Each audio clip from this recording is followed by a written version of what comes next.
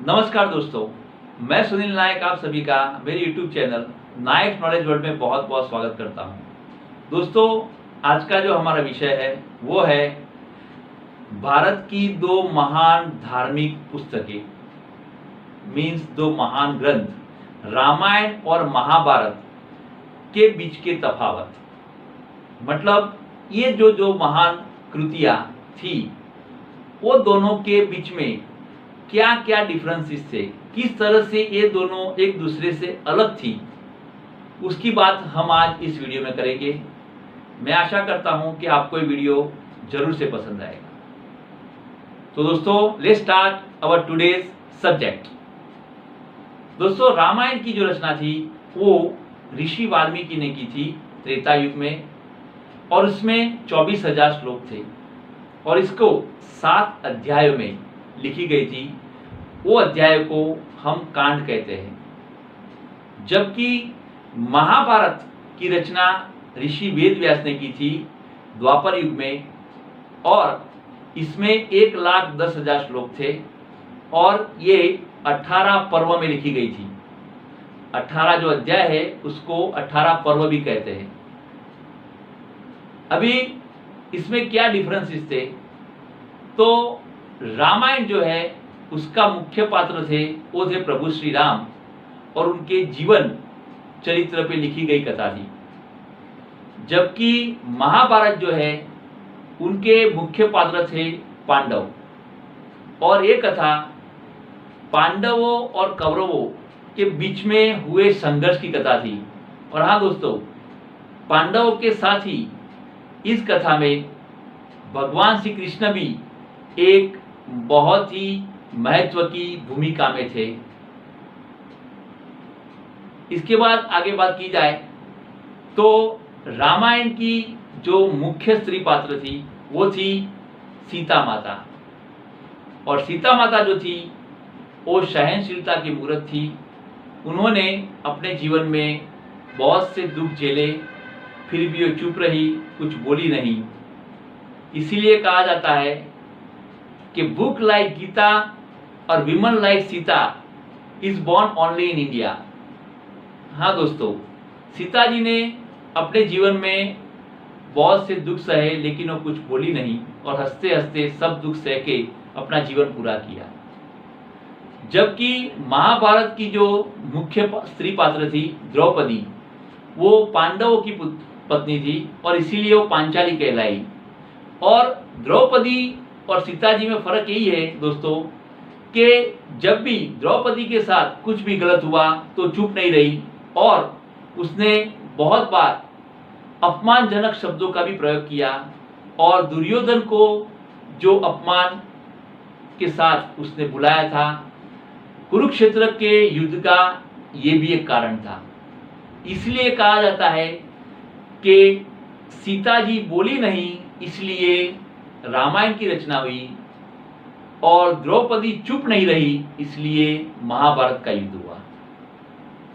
आगे अगर बात की जाए तो राम और रावण का युद्ध और कुरुक्षेत्र का युद्ध, ये दोनों ही युद्ध का जो मेन थीम है वो है अधर्म पे धर्म की विजय। लेकिन ये दोनों युद्ध में जो तफावत है वो है कि प्रभु श्री राम ने अधर्म के ऊपर विजय पाने के लिए धर्म का साथ नहीं छोड़ा था और धर्म के साथ ही उन्होंने ये युद्ध किया और विजय प्राप्त की। जबकि महाभारत के युद्ध में पांडवों ने कई बार छल कपट किया और अधर्म का संहार करने के लिए उन्होंने अधर्म के साथ ये युद्ध जीता, और प्रभु श्री कृष्ण उसके मुख्य सूत्रधार थे। मतलब कि अधर्म को हराने के लिए अधर्म का साथ लेना पड़ा। आगे अगर बात करें तो रामायण के अंदर विभीषण ने अपने ही सगे भाई रावण का साथ छोड़ के प्रभु श्री राम के साथ वो मिल गए, क्योंकि वो अधर्म का साथ देना नहीं चाहते थे। जबकि महाभारत के अंदर जो भीष्म पितामह, गुरु द्रोण और विदुर जैसे ज्ञानी और धर्मात्मा लोगों ने दुष्ट दुर्योधन का साथ दिया, उसका साथ नहीं छोड़ा और उसके साथ ही रह के उन्होंने पांडवों के सामने युद्ध किया था। तो ये भी एक बहुत बड़ा डिफरेंस है कि अच्छे लोग भी महाभारत में अधर्म के साथ रहे और रामायण के अंदर अपने सगे भाई का साथ छोड़ के विभीषण ने धर्म का साथ दिया। आगे अगर बात की जाए तो रामायण जो है उसमें बड़े भाई यानी कि प्रभु श्री राम ने अपने छोटे भाई को राजगद्दी सौंपने के लिए 14 वर्ष का वनवास भोग लिया और वो भी हंसते हंसते भोग लिया। जबकि महाभारत में धृतराष्ट्र ने अपने छोटे भाई पांडु की राजगादी को हड़प लिया और उसके छोटे भाई के बच्चों को यानी कि पांडवों को राजगादी न देने के लिए कपट किया। और उस आगे अगर बढ़े जाए तो एक बात और भी आती है कि रामायण जो है उसमें राम और रावण का जो युद्ध था वो 8 दिन तक चला था, जबकि महाभारत में जो कुरुक्षेत्र का युद्ध हुआ था वो 18 दिन तक चला था।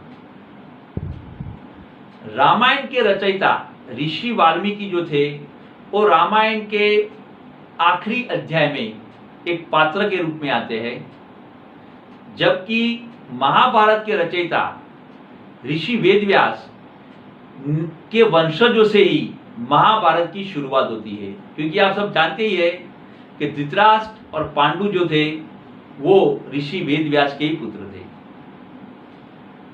अगर डिफरेंसेस देखे जाए तो एक डिफरेंसेस यही है कि रामायण में प्रभु श्री राम ने जिस तरह से अपना जीवन जिया, जिस तरह से उन्होंने कार्य किए, उस तरह से कार्य करने का हमें जीवन में प्रयत्न करना चाहिए।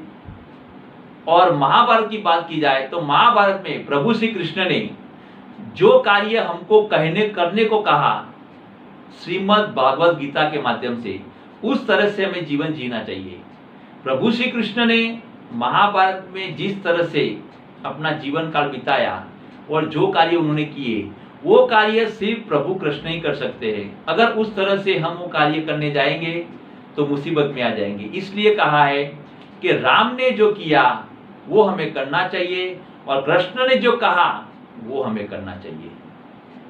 आगे अगर बात की जाए ये दोनों ग्रंथों के बीच जो तफावत है, जो डिफरेंसेस है वो, तो प्रभु श्री राम ने कहा था कि कुछ भी हो जाए अधर्म के साथ कभी भी समझौता नहीं करना चाहिए, धर्म के साथ रह के ही हमें अपना कार्य करना चाहिए, अधर्म को हराने के लिए भी धर्म का साथ नहीं छोड़ना चाहिए।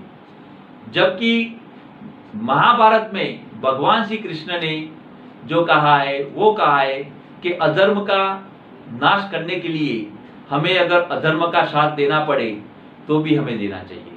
तो ये दोनों ग्रंथों में ये भी एक डिफरेंस है। दोस्तों, अगर ये सब बातें हम जाने तो इससे हमें पता चलता है कि किस तरह से ये दोनों महान ग्रंथ जो थे ये एक दूसरे से अलग थे। मैं आशा करता हूँ कि आपको ये जो इन्फॉर्मेशन थी वो पसंद आई होगी। आगे आपको ये वीडियो पसंद आया हो तो इसको ज़्यादा से ज़्यादा शेयर करना, लाइक करना, और हाँ, अगर सब्सक्राइब अब तक नहीं किया हो तो प्लीज़ प्लीज़ प्लीज़ इसको सब्सक्राइब ही करना। नेक्स्ट टाइम एक और सब्जेक्ट के साथ हम फिर पेश होंगे। तब तक के लिए जय हिंद, जय भारत, जय श्री कृष्ण।